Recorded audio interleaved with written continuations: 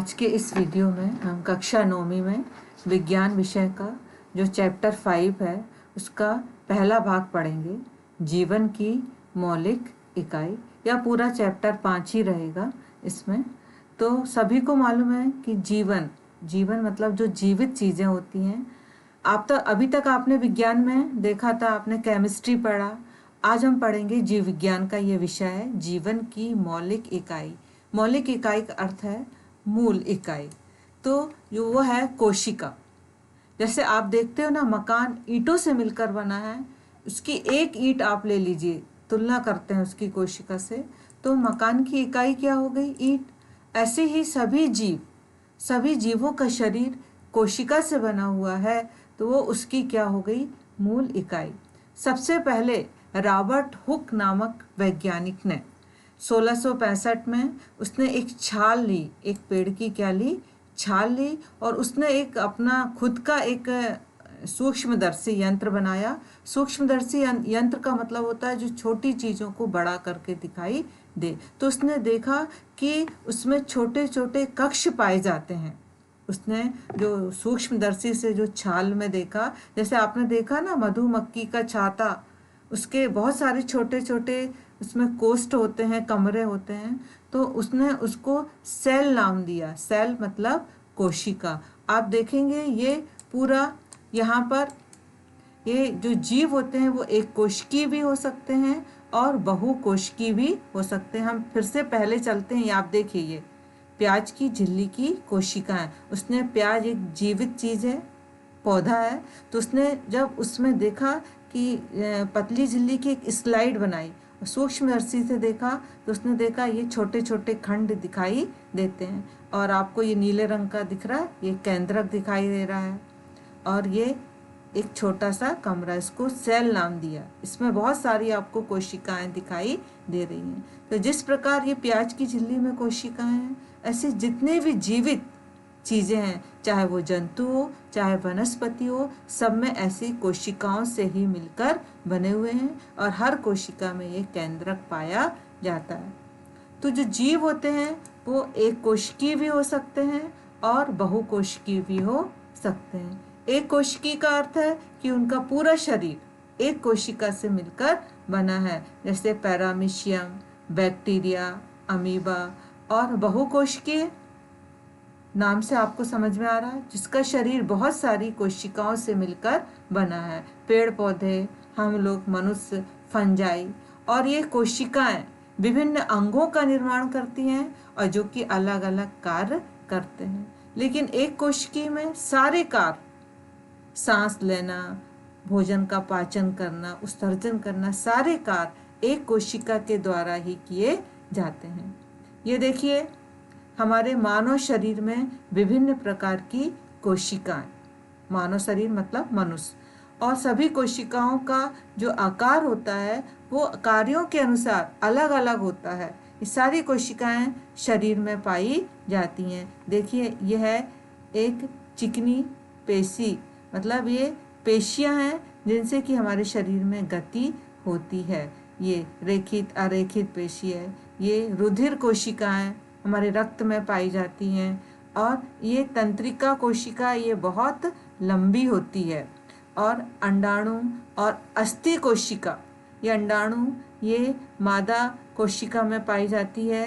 और इस प्रकार ये अस्थि कोशिका हड्डियों में पाई जाने वाली कोशिका। वसा कोशिकाएं, ये भी हमारे शरीर की त्वचा और हमारे शरीर के विभिन्न अंगों में ये कोशिकाएं पाई जाती हैं। इनका कार्य भी अलग अलग होता है। अब पूरे शरीर की क्रियात्मक इकाई क्या है? कोशिका। अब हम एक कोशिका के बारे में पढ़ेंगे कि वो कोशिका किससे मिलकर बनी हुई है। तो जो कोशिका होती है उसके मुख्यतः 3 अंग होते हैं। इसको अपन ने माइक्रोस्कोप से देखा। अब इसको एक बहुत ही मूल संरचना द्वारा हम आपको बताते हैं। ये कोशिका के 3 अंग हैं मेन। ये जो गोल है, ये इसकी सबसे बाहर की जो झिल्ली होती है वो प्लाज्मा झिल्ली। ये देखिए आप, अंदर एक केंद्रक होता है और यहाँ पर कोशिका द्रव्य पाया जाता है।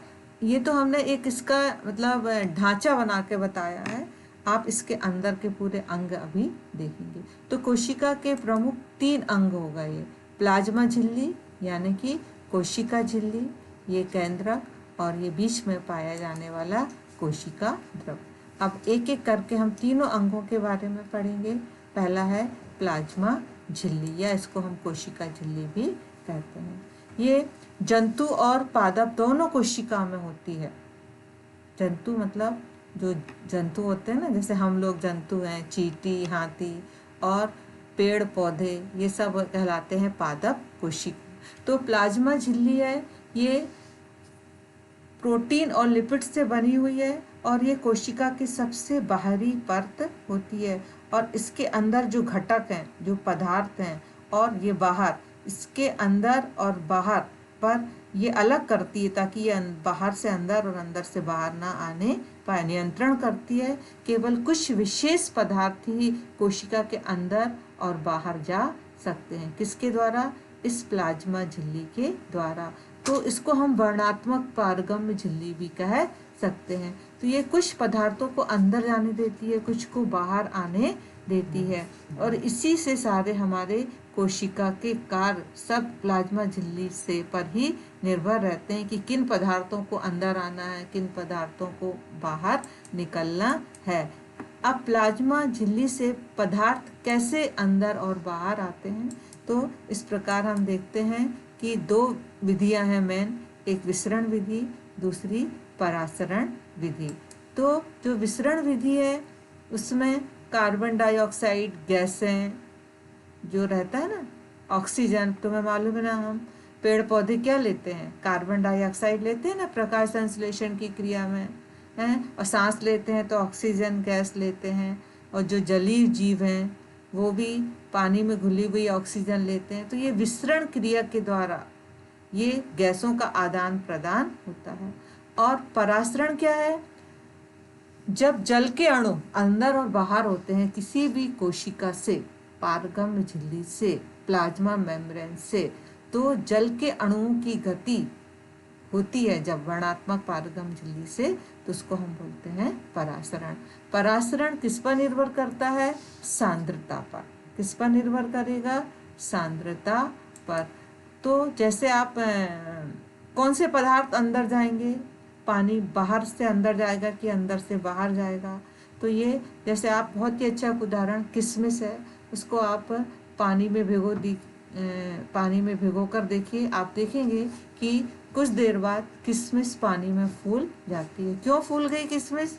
इसलिए फूल गई क्योंकि पानी किशमिश के कहाँ चला गया? अंदर। किशमिश का पानी बाहर क्यों नहीं आया, अंदर क्यों चला गया? क्योंकि किशमिश के अंदर पानी की सांद्रता कम थी और बाहर पानी की सांद्रता क्या थी? अधिक। तो हमेशा पानी अधिक सांद्रता से कम सांद्रता की ओर गति करता है। अभी हमने पढ़ा प्लाज्मा झिल्ली।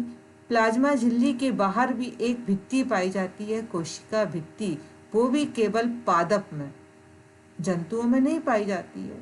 तो पादप कोशिका में प्लाज्मा झिल्ली के बाहर एक विशेष सेल्यूलोज नामक पदार्थ से बनी हुई एक भित्ति पाई जाती है जिसे हम कोशिका भित्ति कहते हैं। और ये जो भित्ति होती है ये पौधे को मजबूती, दृढ़ता प्रदान करती है।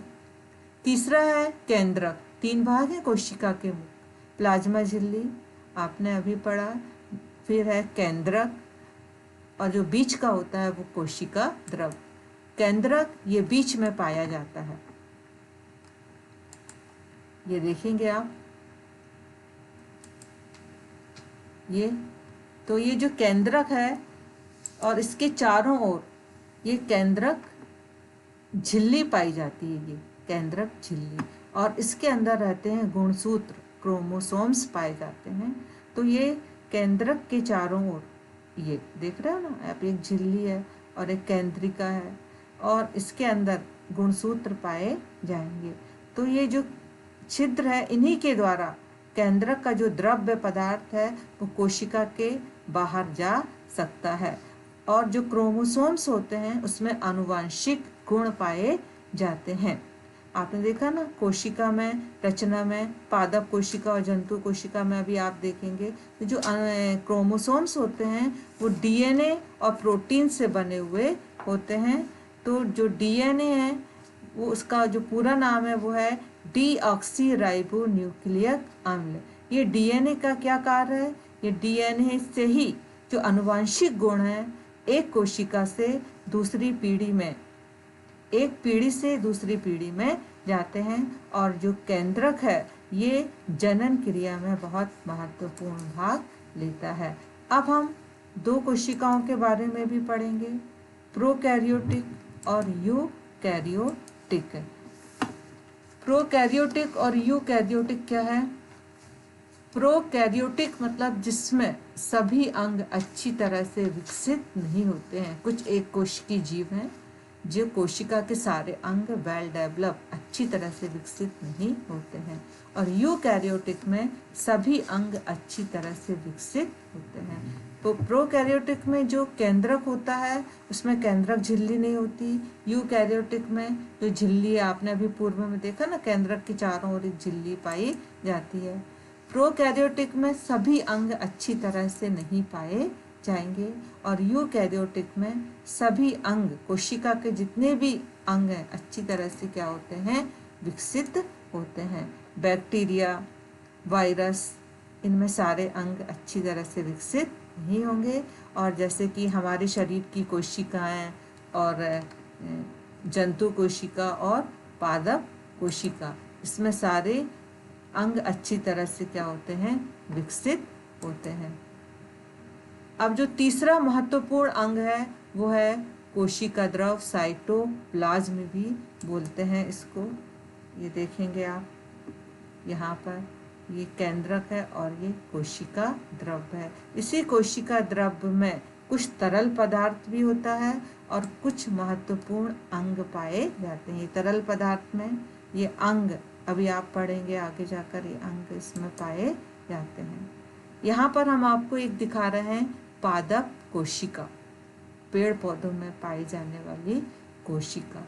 आप देखेंगे ये कुछ अंगों के नाम यहाँ पर लिखे हुए हैं, अंतःद्रव्यी जालिका, गाल्जी उपकरण, लाइसोसोम, माइटोकॉन्ड्रिया, प्लास्टिड, रसधनिया। आप चित्र में आप देखते हैं यहाँ पर ये अंतःद्रव्यी जालिका, ये आपको यहाँ पर दिख रही है, ये केंद्रक है, ये केंद्रक है। केंद्रक के चारों ओर आप ये देखेंगे ये अंतःद्रव्यी जालिका, जो कि दो प्रकार की होती है, चिकनी और एक खुरदुरी। ये उसके बाद केंद्रक के पास ही आप देखेंगे एक गोल्जी उपकरण है, जो कि इसमें समानांतर प्लेटें पाई जाती हैं। ये एक दूसरे के ऊपर रखी हुई हैं प्लेट जैसी संरचनाएं।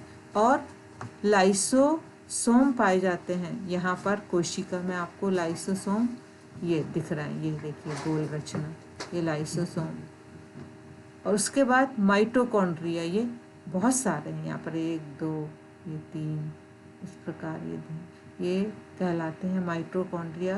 इनको हम कोशिका का पावर हाउस या ऊर्जाघर भी कहते हैं। और रसधानियाँ देखिए, ये पादप कोशिका, ये इतनी बड़ी बड़ी आपको यहाँ पर रसधानियाँ दिखाई दे रही हैं। ये देखिए ये सब क्या है? रसधानियाँ हैं।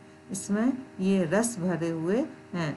इस प्रकार ये कोशिका में, अभी हम इनको विस्तार पूर्वक भी पढ़ेंगे इनके बारे में। और आप देखिए यहाँ ये खुरदुरी, मतलब जो अंतःद्रव्यी जालिका है इसमें राइबोसोम लगे रहते हैं तो इसको खुरदुरी बोलते हैं। और कुछ में राइबोसोम नहीं लगे हैं तो इनको हम चिकनी बोलते हैं। ये लाइसोसोम हो गया। अच्छा, इसमें पादप कोशिका में एक बहुत महत्वपूर्ण घटक है हरित लवक। हरित लवक क्लोरोप्लास्ट, जो कि पेड़ पौधों में प्रकाश संश्लेषण की क्रिया करते हैं। ये गाल्जी उपकरण, ये केंद्रक के चारों ओर पाई जाने वाली केंद्रीय झिल्ली, ये बाहर प्लाज्मा झिल्ली, और यह है कोशिका भित्ति सबसे बाहर, ये माइटोकॉन्ड्रिया, ये राइबोसोम पड़े हुए हैं, हरित लवक जिनमें प्रकाश संश्लेषण की क्रिया होती है, और ये कोशिका द्रव्य है पूरा। ये क्या है? केंद्रक को छोड़ दीजिए आप, ये पूरा कोशिका द्रव है। इस प्रकार ये पादप कोशिका का चित्र, जिसको आपको कॉपी पर प्रैक्टिस करनी है बनाने की, और विभिन्न अंगों को इसमें दर्शाना है। अब आप देखेंगे जंतु कोशिका, दोनों में थोड़ा सा अंतर है। वहाँ कोशिका भित्ति पाई जाती है, यहाँ कोशिका भित्ति नहीं पाई जाती है। वहाँ पर क्लोरोप्लास्ट हरित लवक पाए जाते हैं, यहाँ पर नहीं पाए जाते हैं। आप देखिए ये गाल्जी उपकरण, ये प्लेटें हैं एक दूसरे के ऊपर रखी हुई हैं नलिका नुमा, और ये अंतःद्रव्यी जालिका। चिकनी, चिकनी का अर्थ है इसमें राइबोसोम के कण नहीं पाए जाते। और ये केंद्रक है इसमें, और केंद्रक के बाहर और झिल्ली पाई जाती है, जिसे हम केंद्र की झिल्ली कहते हैं। और बीच का हिस्सा ये केंद्रक, और ये कोशिका द्रव, ये केंद्रक के बाहर, और ये प्लाज्मा झिल्ली के बीच का हिस्सा कोशिका द्रव। खुरदुरी जालिका, ये खुरदुरी जालिका पाई जाती है, ये जो यहाँ पर देखी थी अपन, यहाँ पर वही है। माइटोकॉन्ड्रिया, ये जो कि कोशिका का पावर हाउस कहलाते हैं। राइबोसोम, लाइसोसोम, ये अभी इनके बारे में हम आगे पढ़ेंगे। इसमें एक और जो कि पादप कोशिका में नहीं होता, तारक केंद्रक। सेंट्रोसोम, जो कि जंतु कोशिका में पाया जाता है, पादप कोशिका में नहीं पाया जाता। और ये चारों ओर पाई जाती है प्लाज्मा झिल्ली। इसकी आपको प्रैक्टिस करनी है कि भी कॉपी में। अब हम एक एक अंग के बारे में पढ़ेंगे। पहला है अंतःद्रव्यी जालिका, जो कि आपने देखा था अभी पूर्व के चित्र में, आपने देखा था अंतःद्रव्यी जालिका। ये देखिए यहाँ पर ये चिकनी अंतःद्रव्यी जालिका और खुरदुरी अंतःद्रव्यी जालिका। तो ये जो अंतःद्रव्यी जालिका है, ये झिल्ली युक्त ऐसे पाइप जैसी नलिका और सीट एक दूसरे से एक के ऊपर एक इसमें सटी हुई पड़ी रहती हैं। और बहुत बड़ा तंत्र है अंतःद्रव्यी जालिका। दो प्रकार की होती हैं, RER और SER। RER मतलब रफ खुरदुरी, और SER मतलब चिकनी, जिस पर राइबोसोम लगे हुए हैं वो RER, और जिसमें नहीं लगे हुए हैं वो चिकनी अंतःद्रव्यी जालिका। और जो राइबोसोम होते हैं ये प्रोटीन का निर्माण करते हैं, और ये प्रोटीन कोशिका के काम आता है। और जो चिकनी अंतःद्रव्यी जालिका हैं वो वसा और लिपिड, ये सब हमारे शरीर में आवश्यकता होती है। वसा और लिपिड इनके अणुओं को बनाने में सहायता करती हैं, और इनका प्रमुख कार्य है कोशिका द्रव और केंद्रक के मध्य पदार्थों को एक स्थान से दूसरे स्थान पर भेजना। तो ये परिवहन का काम करती हैं। दूसरा उपकरण है गाल्जी उपकरण। ये भी हमने आपको अभी चित्र में दिखाया था। ये भी चपटी पुटिकाओं, मतलब वही ऐसा पाइप जैसी रचनाएं होती हैं और एक दूसरे के ऊपर लगी हुई रहती हैं, और ये पदार्थों को पैक करने का काम करती हैं। जो भी पदार्थों का निर्माण होता है अंतःद्रव्यी जालिका में या, तो उनको ये पैक करती हैं, और ये कभी कभी लाइसोसोम भी बनाती हैं। तीसरा प्रमुख अंग है लाइसोसोम। अधिकतर सभी अंग झिल्ली से घिरे रहते हैं। इस लाइसोसोम में पाचक एंजाइम्स पाए जाते हैं, और ये मतलब हमारे कोशिका में जो भी व्यर्थ पदार्थ हैं तो उनको जो निपटाना, मतलब अपशिष्ट पदार्थों को निपटाने का काम, नष्ट करने का काम कौन करता है? लाइसोसोम करता है। टूटे फूटे भागों को पाचित करता है और कोशिका की इस प्रकार सफाई हो जाती है। तो लाइसोसोम में पाचक एंजाइम होते हैं। कभी कभी लाइसोसोम फट जाते हैं और इनके पाचक एंजाइम निकल के कोशिका में आ जाते हैं और कोशिका को ही नष्ट कर देते हैं। इसलिए लाइसोसोम को सुसाइड बैग या आत्मघाती थैली भी कहते हैं। फिर हमारा अगला है माइटोकॉन्ड्रिया, जो कि बहुत महत्वपूर्ण अंग है। कोशिका का बिजली घर कहलाता है। इसमें ऊर्जा इकट्ठी होती है और ऊर्जा ATP के रूप में इकट्ठी होती है, एडिनोसिन ट्राईफास्फेट। इसका अधिकतर फुल नाम पूछा जाता है, इसका पूरा नाम क्या है? और अगली विशेषता यह है कि माइटोकॉन्ड्रिया में स्वयं का अपना डीएनए होता है और राइबोसोम भी पाया जाता है। फिर अगला है प्लास्टिड, जो कि ये वाला घटक केवल पादप कोशिका में होता है, जंतु में नहीं होता है, ये अंतर हो जाएगा। और ये दो प्रकार के हो सकते हैं, क्रोमोप्लास्ट और ल्यूकोप्लास्ट। क्रोमोप्लास्ट रंगीन होते हैं, ल्यूकोप्लास्ट ये श्वेत या रंगीन होते हैं। तो जिस क्रोमोप्लास्ट में क्लोरोफिल होता है उसे हम बोलते हैं क्लोरोप्लास्ट, क्योंकि बहुत सारे कलर भी होते हैं। तो जो क्लोरोफिल है ये प्रकाश संश्लेषण की क्रिया में बहुत आवश्यक है। इसके बिना प्रकाश संश्लेषण मतलब भोजन का निर्माण करना। जैसे माइटोकॉन्ड्रिया में अपना डीएनए और राइबोसोम होता है, वैसे प्लास्टिड में भी अपना डीएनए और राइबोसोम होता है। अगला घटक है रसधानियाँ। उसमें रस भरे हुए रहते हैं, पानी भरा हुआ रहता है। तो जंतु कोशिका में तो ये कम होती हैं, लेकिन पादप कोशिका में ज़्यादा पाई जाती हैं। देखिए ये ठोस पदार्थ भी इसमें भरे रह सकते हैं। और एक कोशिकीय जीवों में कुछ विशिष्ट रसधानियाँ होती हैं, जो कि सारे कार्य एक कोशिकीय जीवों में ये रसधानियाँ ही करती हैं। पदार्थों को ग्रहण करना, भोजन को ग्रहण करना और उत्सर्जन, व्यर्थ पदार्थों को शरीर से बाहर निकालना। अब हम पढ़ेंगे कोशिका विभाजन।